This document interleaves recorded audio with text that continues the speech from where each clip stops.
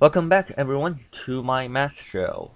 In this episode we are going to do something a little bit different. That is, we are going to invalidate a proof made by Khan Academy, Wikipedia, and probably many other authorities. And this proof is about the polynomial remainder theorem, which is the remainder of the division of a polynomial fx by a linear polynomial x minus a is fa. I only heard of this a few weeks ago when I was doing an SAT practice exam, and I encountered a problem that involves this theorem, and I didn't know it then. I searched for it on Google, and I found this what I thought was an incorrect proof. So the Khan Academy and Wikipedia, they use the concept of Euclidean division. That is, the dividend is equal to the divisor times quotient plus the remainder. And the dividend in this case is fx. The divisor is x minus a. And the quotient, the theorem didn't mention the quotient, so we can just say it is a polynomial qx, and the remainder is what we are looking for, so I'll just assume that it is r. But now what they did is, when x is equal to a, when x is equal to a, this thing becomes fa is equal to x minus a. When x is equal to a, it becomes 0, and qa, whatever it is, times 0 is 0. 0 plus r, so fa is equal to r. And why did I say this proof is wrong? It's because when I searched online for Euclidean division, it clearly states that given two univariate polynomials a and b not equal to 0, defined over a field, there exist two polynomials q and r which satisfy a equals bq plus r and degree r is lesser than degree b. So this is basically the definition of Euclidean division in polynomials. And clearly, when x is equal to a, this b thing becomes a minus a, which is 0. This is the correct way of writing this Euclidean division equation. Otherwise, it is just an equation, not a division. And obviously, this proof is invalid. But this theorem, the polynomial remainder theorem, seems legit. I've tried many combinations of polynomials and the result always fits. So that intrigues me to prove it in its correct way. And I actually did it. So here is my proof. Okay. So my proving used the concept of long division. So long division in polynomials is basically eliminating the term with the highest power. So first we are going to set up a polynomial fx, and fx is equal to, let's say, kn x with the power of n plus k minus 1 x power n minus 1 plus dot dot dot until k2x squared plus k1x plus k0. X with the power of 0 is 1, so I'll ignore that. This can represent any polynomials we can use in the dividend of the polynomial remainder theorem. All the k's here are coefficients. And now we use long division to eliminate the knx with the power of n. So first of all, we have the divisor already defined, that is x minus a. And when x minus a multiplies k kn x n minus 1. The x times this thing is equal to kn x with the power of n.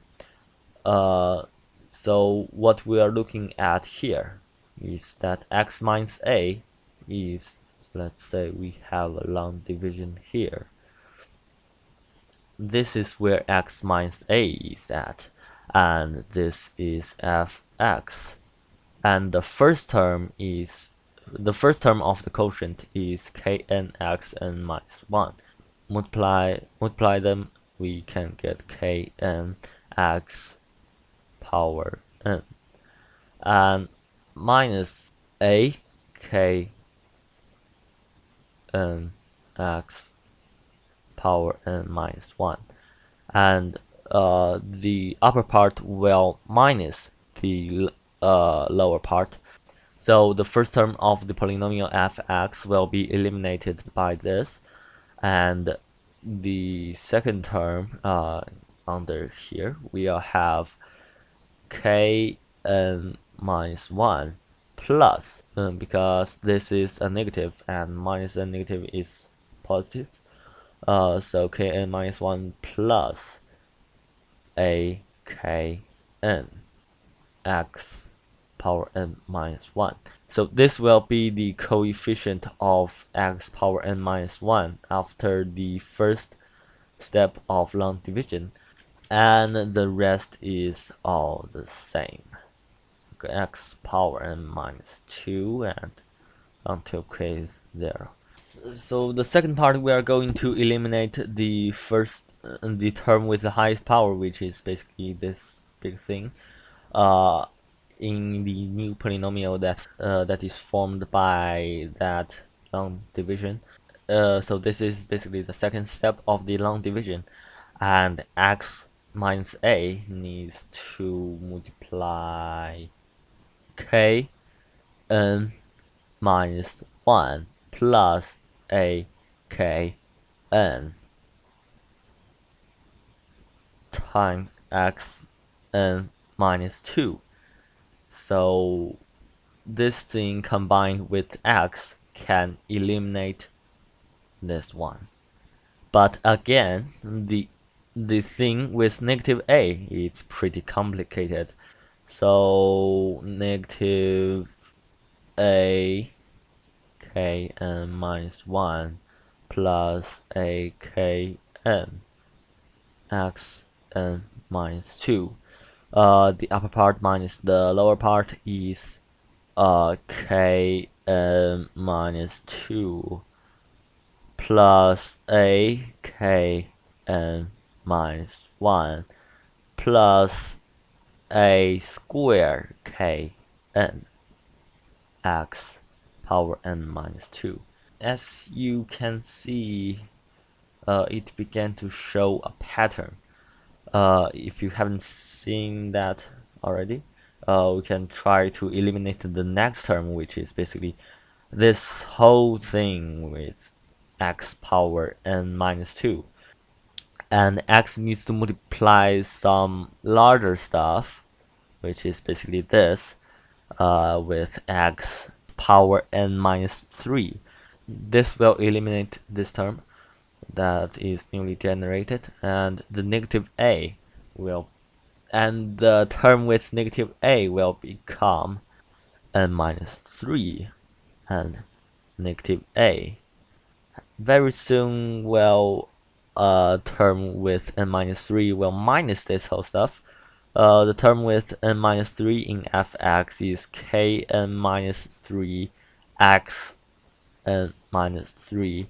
So this thing becomes kn minus 3. Let us extract x power n minus 3 for now. Minus minus is negated. Kn minus 3 plus a kn minus 2 plus a square kn minus 1 plus a power 3. I think there is a special word for it. I don't know, a cube or something. Kn, and all that times x power n minus 3. So basically, every time the power of x decreased by 1, there will be a new k joining, and so the next one will be kn minus 4. All the previous terms with k will be multiplied by a. So let's say on one step of the long division there is an x with a power of n minus m, and before that is a very long coefficient, and that coefficient will be k n minus m plus a k n minus brackets m minus 1 plus a square k n minus m minus 2 plus dot dot dot a m minus 2 k n minus 2. M minus 2 is this number right here, so m minus m minus 2 is positive 2, and n minus positive 2 is this. Okay, let's keep going. Plus a m minus 1 k n minus 1 plus a m k n. Okay, this is the whole thing on one step, where we can get the large coefficient of x with the power of n minus m. And let's say when x has a power of n minus n, the whole thing will become kn minus n. This becomes kn minus n minus 1. This becomes kn minus n minus 2, and a power n minus 2, a power n minus 1, a power n.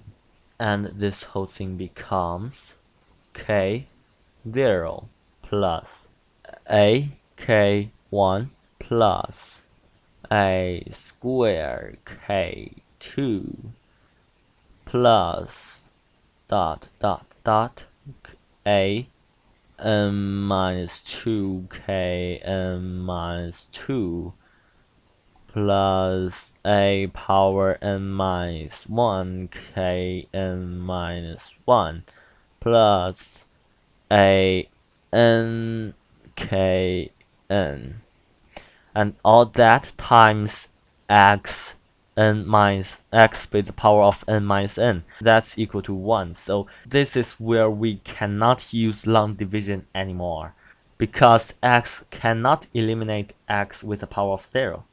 X has a higher power than 1, so this will be our remainder. And these two things looks awfully similar. K0 is K0, AK1 is K1x. If we turn x into a, all things matches up. The truth is revealed. This is f a. There we go. So that is my proving of the polynomial remainder theorem. Of course, it is a lot more complicated than the one Khan Academy did, but I think this is actually a convincing one. I haven't found any problems within it, but if you did, be sure to leave a comment, and I'll try to fix this. See you in the next episode.